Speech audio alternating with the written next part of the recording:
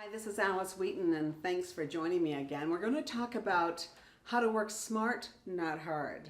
Now, the best way to do that is to tap into the gold mine of referrals. If you have a happy customer, then chances are that customer is willing to give you some referrals.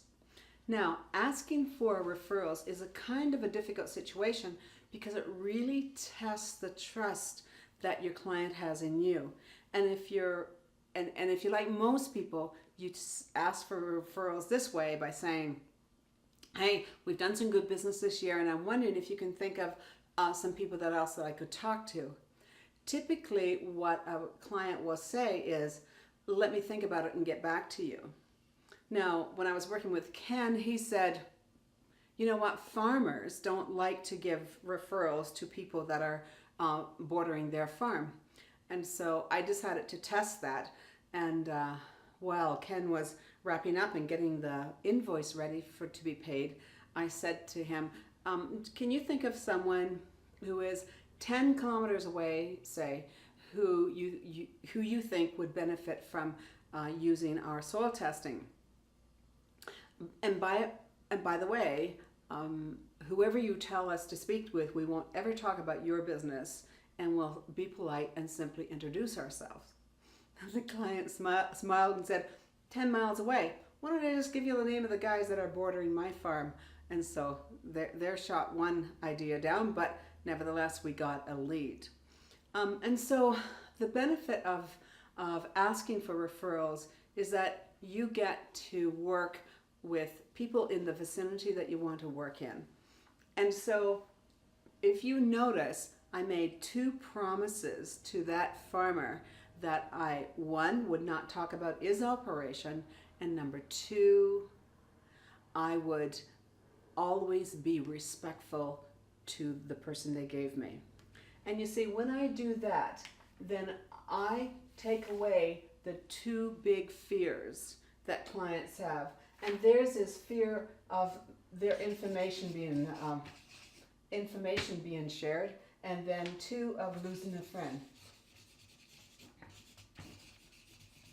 And so because salespeople have such a bad reputation as being pushy and ignorant, then you can see why this would make sense. And of course, the freedom of information would mean that we don't want our information shared with anyone, including our friends. That's private.